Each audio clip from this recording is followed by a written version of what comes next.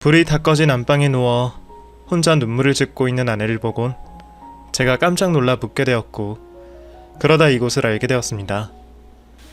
그러다 저도 어느새 사연을 듣게 되었고, 회사에서 퇴근을 하고 오면 아내와 거실 소파에 누워 사연 하나씩을 듣고 있어요. 아내와 같이 사연을 듣는 중간중간 서로 이야기도 나누며 사연자들의 마음을 공감하기도 하고 재미있게 즐기고 있습니다. 그렇지 않아도 아내와 저에게도 보내볼 만한 사연이 있었는데, 농담으로 사연을 보낸다는 일이 정말 현실이 되었습니다.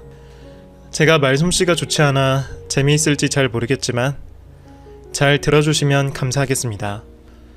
부모님들 덕분에 저는 행복한 유년 시절을 보낼 수 있었습니다. 어머니께서는 가정주부로서 가족들을 직접 돌보시면서 아버지와 저희 두 형제에게 자신의 인생을 바치며 열심히 살아오셨죠. 또한 어머님만큼이나 아버지께서도 제가 존경하지 않을 수 없는 대단한 분이셨습니다. 장남인 아버지께서는 찢어지게 가난한 어린 시절 가족들 입에 풀칠이라도 할 수 있게 도움이 되고자 어떤 일이든 가리시지 않으시고 열심히 일을 하셨다고 합니다. 몸이 안 좋으신 부모님을 봉양하면서 밑에 있는 동생들의 공부를 끝까지 마칠 수 있게 도움을 주셨던 아버지께서는 결혼도 포기한 채 당장 돈을 벌기 위해 노력하셨다고 해요. 그러다 막내 동생까지 공부를 마쳐갈 때쯤 아버지께서는 고민에 빠지셨다고 합니다. 언제까지 이렇게 남의 밑에서 일을 하다간 부모님에게 호강 한번 못 해드리고 살아야 했고, 앞으로 얼마나 그 일을 계속할 수 있을지도 확신이 서지 않으셨다고 해요. 아버지께서는 일을 하며 알게 된 사람들과 술자리를 하면서 앞으로 전망에 대한 정보를 얻으셨다고 합니다. 그리고 그동안 모아둔 돈과 일하면서 알게 된 사람들에게 투자금을 빌려 건설업을 시작하셨습니다. 자본금이 얼마 되지 않아 첫 공사에 문제라도 생기면 빚더미에 올라앉을 상황이었지만 아버지께선 자신이 있었다고 해요. 아버지는 자재부터 인부들까지 직접 발로 뛰면서 관리하고 신경을 쓰며 첫 사업 계약에 부단히 노력하셨다고 합니다. 아버지의 노력 덕에 도박과 같았던 건물이 문제없이 완공이 되고 큰 돈을 버시게 되었던 아버지께서는 그날 이후로 본격적으로 토목, 건설에 뛰어드시게 되었습니다. 아무리 바빠도 매번 현장으로 찾아가 직접 모든 일에 진두지휘하셨던 아버지께서는 신뢰를 바탕으로 꾸준히 계약을 하시면서 일감을 가지고 오셨죠. 그러다 70년대 후반 서울에서부터 시작된 아파트와 토목건설의 부모로 인해 이미 지방에서 자리를 잡고 계셨던 아버지 사업도 시대와 맞물리면서 덩달아 바빠지기 시작하셨습니다. 아버지의 사업체는 매년 시간이 지날수록 배를 뛰어넘는 성장을 해오셨고, 덕분에 우리 가족들 모두 경제적으로는 부족함 없이 살아올 수 있었죠. 아버지의 성공담을 듣다 보면 항상 꼭 빼놓지 않고 말씀하시는 이야기가 있었습니다. 그건 바로 어머니 이야기였죠. 두 분께서는 아버지의 첫 공사 때 처음 만나시게 되었다고 했습니다. 사업을 시작하면서 잘못되면 빚더미에 오를 수도 있는 상황이었던지라 아버지는 우연히 소개받게 된 어머니를 마음에 품고 있으면서도 혹시나 어머니까지 어려운 상황을 만나게 할까 싶어 마음을 전하지 못했다고 해요. 속만 태우는 아버지에게 먼저 용기를 내신 건 어머니였습니다. 아버지께서는 자신의 상황을 이야기하며 사업이 성공한 뒤에 정식으로 만나자고 제안했지만 어머니께서는 거절을 하셨다고 해요. 장담할 수도 없는 미래에 대한 약속은 필요 없으시다며 자신이 내조할 테니 당신은 사업에만 신경 쓰라고 하셨죠. 그 말을 듣고 감동한 아버지께서는 어머니를 위해서라도 첫 공사를 성공적으로 마치고 싶으셨다고 합니다. 그리고 연이은 성공에 모든 몫을 어머니로 돌렸어요. 그러시면서 항상 현명한 아내를 옆에 둬야 안 될 일도 술술 풀리게 된다며 매번 어머니를 지켜 세우셨죠. 그렇게 화목하고 행복한 어린 시절을 보내던 저에게도 안타까운 사고가 발생하였습니다. 이따금 아버지께서는 진행 중인 현장에 우리 두 형제를 데리고 가셨어요. 위험한 곳이었지만 저희도 안전모를 쓰고 아버지 뒤를 따라다니는 게 재미있었습니다. 여러 번 다니면서도 한 번도 문제가 없어서 방심했던 걸까요? 그날 저는 평소에는 잘 하지도 않던 술래잡기가 하고 싶었습니다. 아버지를 따라가다 몰래 뒤로 빠져 숨을 장소를 찾고 있었죠. 금방이라도 들킬까 조급한 마음에 바닥을 확인하지도 않고 다니던 저는 기초공사를 위해 깊게 파놓은 구덩이로 떨어지게 되었습니다. 잘못 착지하는 바람에 다리에 극심한 통증이 느껴졌고 저의 비명소리를 들은 아버지와 인부들께서 달려오셔서 저를 구출해 주셨죠. 곧바로 병원을 간 저는 다른 곳에는 문제가 없었지만 사고 당시 떨어지며 골반과 무릎에 큰 충격이 있어 결국 수술까지 해야 했습니다. 의사 선생님께서는 제가 평생 다리의 장애를 가지고 살아야 한다 말씀하셨다고 해요. 부서지고 어긋난 뼈를 다시 맞추는 수술을 마친 저는 회복 후에도 재활 치료를 받으며 한참 동안 병원 신세를 져야 했습니다. 퇴원을 하고 나서 다른 사람들의 시선에 움츠러든 저는 제대로 된 일상생활을 못하고 있었어요. 예전에 밝았던 저는 없었고 항상 우울한 얼굴로 집안에 틀어박혀 지냈죠. 그런 저에게 생각을 바꿔주신 분이 아버지셨습니다. 아버지는 평지를 걷기도 힘들어하는 저를 무작정 산으로 데려가 등산을 시키셨습니다. 눈물을 흘려가며 못하겠다 포기하고 싶어 하던 저에게 아버지께서는 강한 어투로 산을 오르길 재촉하셨죠.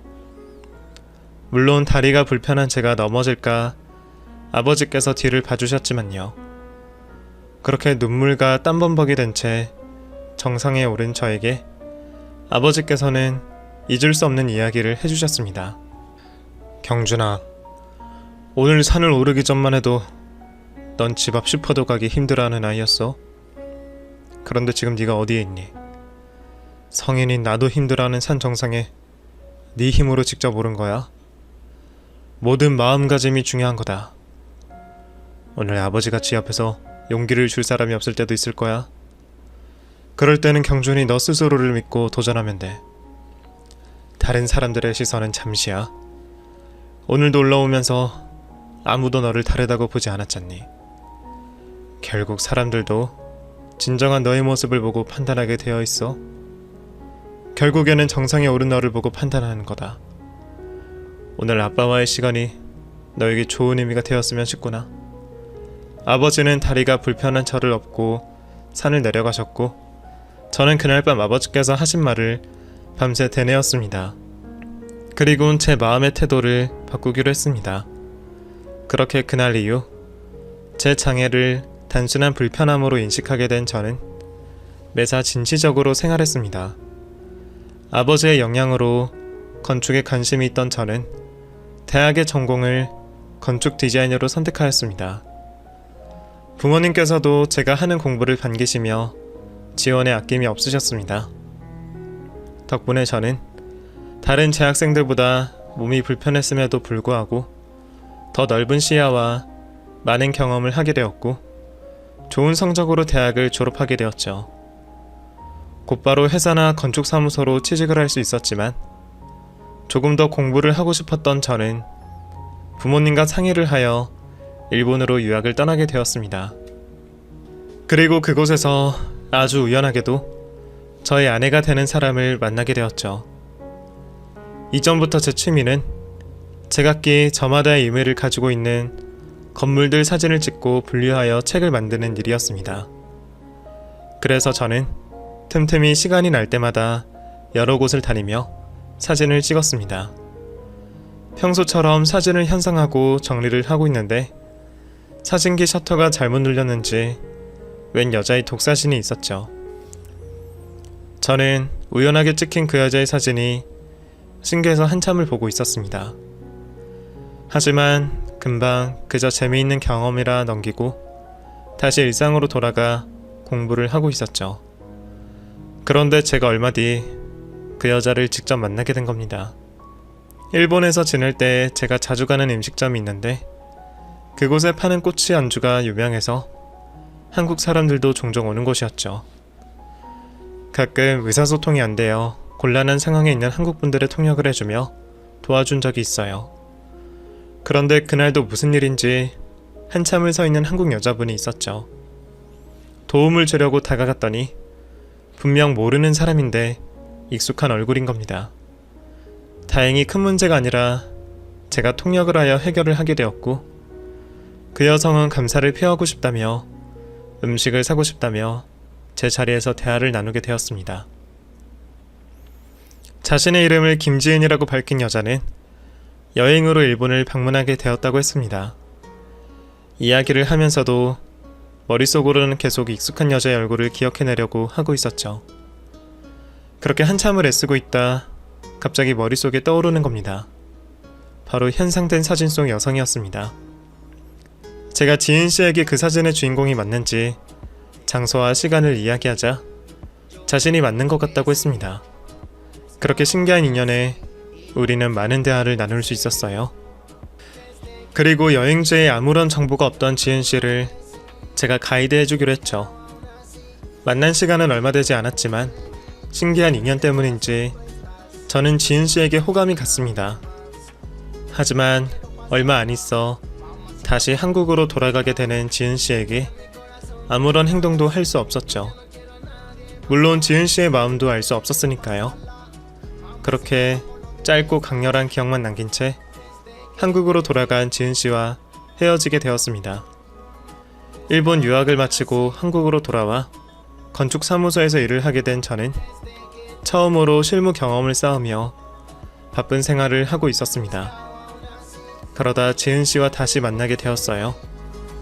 보통 건축 의뢰가 들어오면 사무실에서 미팅을 하게 되지만 실측이나 건축 진행 확인을 위해 건축주와 현장에서 만나는 일이 많았고 그런 경우 가까운 카페에 앉아 이야기를 나누게 됩니다. 그런데 그 카페에서 지은 씨를 만나게 되었죠. 저는 우연을 인연 삼아 용기를 내었고 지은 씨와 식사 자리를 만들었습니다. 즐거운 시간을 보내면서 간단히 음주도 하다 보니 제 속마음을 이야기하고 싶었습니다. 그리고 다시 만나게 된 지은 씨를 놓치고 싶지 않았어요. 무슨 생각으로 그런 정신없는 행동을 했는지 모르겠지만 저는 그날 지은 씨에게 사귀자고 고백을 하게 되었죠. 앞뒤 가리지 않고 무작정한 고백에 지은 씨는 당황하지도 않고 제 고백을 받아주었고 우리는 한국에서 재회한 그날 사귀게 되었습니다. 작은 회사에서 일을 하고 있던 지은이는 저보다 나이가 어리지만 배울 점이 많은 사람이었고 저보다 더 철이 든 사람이었습니다. 철없이 연애에 빠져 업무를 등한시하는 사람은 어린 지은이가 아닌 바로 저였습니다. 지은이는 그런 저에게 매번 회사 일을 제대로 하지 않으면 만나주지 않겠다고 했습니다. 작은 회사다 보니 데이트를 하는 중간에도 건축주나 소장님들을 만나러 가야 할 때가 빈번했는데 그때마다 저를 등 떠밀듯 보내는 여자였죠. 나랑은 일 끝나고도 만나면 되잖아. 지금 오빠가 열심히 해야 나중에 건축사무소를 하든 아버님 일을 물려받는 밑거름이 되는 거지. 괜히 나 만난다고 핑계대고 탱자탱자 놀면 내가 오빠 곁에 없는 게 나아. 난 오빠한테 도움이 되고 싶어. 나이 많은 저보다 앞을 바라볼 줄 아는 지은이에게 오히려 제가 더 기대고 의지하며 지냈습니다. 그만큼 현명한 아이였고 똑부러지는 여자였죠. 그래서 매번 선택의 갈림길이나 큰 결정을 할 때도 지은이와 상의를 하곤 했습니다.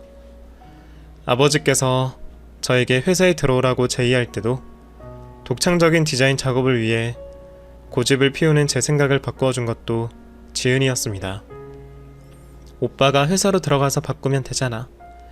왜 계속 힘들게 고집 피우면서 오빠가 하는 디자인만 옳다고 생각하는 거야? 회사가 경직되어 있다고 생각하지 말고 오빠가 가서 바꿔봐. 역시 저보다 생각이 깊고 넓은 아이였습니다. 그렇게 3년이나 넘게 만나면서 한 번도 서로에게 지루해진 적이 없던 우리 관계에 저는 결혼을 하고 싶었습니다. 하지만 제 프로포즈에도 지은이는 명확한 이유 없이 거절만 하고 있었죠. 계속된 거절에 지친 저는 마지막으로 지은이에게 프로포즈를 하였습니다. 지은아, 나도 너무 힘들어. 항상 거절하는 이유도 듣지 못하잖아. 이번이 나도 마지막이야. 지은아, 나랑 결혼해줘. 한참을 망설이던 지은이는 저에게 고백할 것이 있다며 이야기를 꺼냈습니다. 사실 오빠에게는 차마 말을 할 수 없어서 숨겼지만 나 어릴 때부터 부모님이 이혼해서 엄마랑 같이 살았어. 이혼이 무슨 문제냐, 그리고 홀어머니 밑에서 자란 게 무슨 문제냐고 말하겠지. 나도 그 정도의 사연이라면 이렇게 고민하진 않았을 거야. 그 엄마라는 여자가 얼마나 나에게 족쇄 같은 사람인 줄 알아? 내 인생에 그 여자를 지우고 싶을 정도라고. 엄마라고도 할 수 없어. 어머니에 대한 원망을 시작으로 지은이는 자신의 과거를 이야기해 주었습니다. 아버지 얼굴이 기억나기도 전에 부모님이 이혼을 하게 된 지은이는 그 뒤로 어머니와 단둘이 살게 되었다고 합니다. 여러 가지 범죄로 교도소를 제집마냥 드나들던 지은이의 어머니는 정상적인 아이의 엄마로 볼 수는 없었습니다. 엄마와 자식이 바뀐 것처럼 어린 시절부터 지은이가 오히려 어머니를 보살펴야 했습니다. 그리고 심지어는 어린 자식에게 자신을 대신해서 범죄까지 시켰다고 합니다. 그때는 내가 너무 어려서 엄마가 시키는 일을 안 하면 큰일이 생기는 줄 알았어. 보통 그 나이의 어린아이들은 부모가 세상의 전부니까. 처음에는 내가 하는 짓이 도둑질인 줄도 모르고 엄마를 기쁘게 하는 일이라고 생각했어. 내가 도둑질을 하고 나선 매번 엄마에게 칭찬을 받았으니까. 하지만 나도 학교를 다니면서 내가 하는 짓이 얼마나 잘못된 일인지 알게 되었어. 그때부터 엄마가 때려가면서 나한테 도둑질을 강요해도 절대 하지 않았지. 그래도 자식이 잘하면 자신이 부끄러워서라도 엄마가 변할 줄 알았어. 그런데 그 여자는 그렇지 않더라고. 맨날 사고를 치고 다녔고, 그럴 때마다 아직 사춘기도 지나지 않은 내가 수습을 해야 했어. 방이라곤 하나밖에 없는 곳에 모르는 남자까지 매번 데리고 오면서 학교를 다니는 내가 돈을 못 벌어온다고 폭행이나 하고. 그래서 성인이 되자마자 엄마와 연을 끊고 집을 나갔지. 그런데 어떻게 알아내는지 매번 내 앞에 나타나서 돈뿐만 아니라 내 인생을 뺏어갔어. 오빠랑 처음 만나게 된 것도 내 앞에 나타난 엄마를 피해서 잠시 떠난 여행이었어. 한국에 있으면 내가 어딜 가도 찾아올 것만 같아서 말이야. 그래서 사실 지금도 불안해. 오빠를 너무 사랑하지만 그 여자가 또 내 앞에서 나타나서 무슨 짓을 할지 모르니까.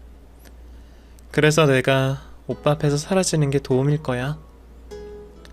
모든 이야기를 듣게 된 저는 혼자서 이 모든 걸 짊어지고 있는 지은이가 얼마나 힘들었을까 싶어 가슴이 찢어지게 아팠습니다.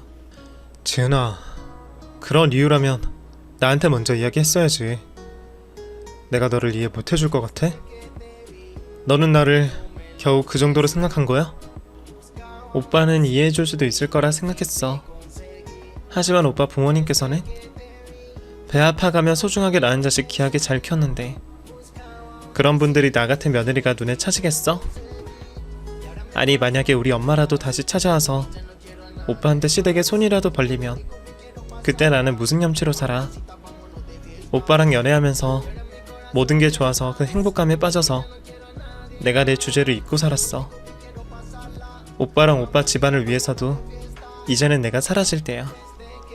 무슨 소리야, 지은아. 네가 잘못해서 지은 죄도 아닌데 평생을 죄인처럼 네 마음 속이고 이렇게 숨기면서 살아가겠다고? 너도 네 인생 살아야지. 어머니 때문에 언제까지 과거에 붙잡혀서 살 거야. 우리 부모님은 내가 어떻게든 설득시켜볼게. 아마 너 보면 반대하시다가도 분명 마음이 바뀌실 거야. 나 너 포기 못해. 그러니까 나만 믿고 우리 행복하게 살자, 지은아. 그 후에도 지은이는 저에게 짐이라도 될까 싶어 결혼을 마다했지만 제 설득 끝에 우리는 서로의 앞날을 약속하게 되었습니다. 그리고 저는 부모님께 지은이의 과거를 설명했습니다. 어떤 반응을 보이실지 예상할 수는 없었지만 제가 알고 있는 저희 부모님이라면 분명 반대를 하시지 않으실 것 같았어요. 제가 지은이에게 듣게 되었던 이야기를 시작했고 부모님께서는 다른 질문도 하시지 않은 채 지은이가 살아온 인생 이야기에 귀를 기울여 듣고 계셨습니다. 여기까지가 제가 지은이에게 들었던 이야기예요. 아버지, 어머니, 지은이 정말 좋은 여자예요. 제가 잠깐 지은이에게 빠져서 쉽게 결혼이란 선택을 하는 게 아니에요. 충분히 오랫동안 만나왔고 그 전부터 좋은 여자라는 확신이 있었어요. 어떻게 들리실지 모르겠지만 제 프로포즈를 받아주는 것도 지은이한테는 큰 용기가 필요한 일이었어요. 지금도 자신이 선택하지 않은 환경을 자기 원죄처럼 짊어지고 살아가는 아이예요. 우리도 지은이와 깊은 대화를 나누지 못했지만 그 아이가 얼마나 똘똘하고 좋은 아이인지 알고 있다. 애초에 너희들 하는 결혼에 부모랍시고 많은 관여를 하고 싶지 않다. 특히 경준이 네가 고른 여자라면 더더욱 믿음이 가고 아빠 엄마도 무던하게 살아왔을 줄 알았던 지은이에게 그런 과거가 있다니 놀랍긴 하지만 그래서 더 마음도 가고 가슴도 아프구나. 절대 반대할 생각 없으니 지은이 어서 불러서 정식으로 인사를 시켜다오. 색안경을 끼지 않고 지은이의 있는 그대로의 모습을 봐주신 부모님 덕분에 저희는 마음을 놓고 결혼 준비를 할 수 있었습니다. 특히 어머니께서는 결혼 준비를 하면서 지은이와 많은 시간을 보내주시려고 했습니다. 경준아, 혹시 엄마가 지은이를 계속 불러내면 불편해하겠지? 지은이랑 뭐 하시려고요? 같이 여러 가지 하면서 시간을 보내면 좋을 것 같아서. 저번에 지은이 이야기 들으니 보통 엄마와 딸이 가지고 있는 행복한 추억이 없는 것 같아서 내가 결혼 전에라도 데리고 다니면서 추억 좀 만들어주려고. 결혼하고 나서 시어머니로 인식이 되면 막상 예의 차린다고 어려워할 것 같아서 미리 가족 될 사람이랑 친해질 겸 말이다.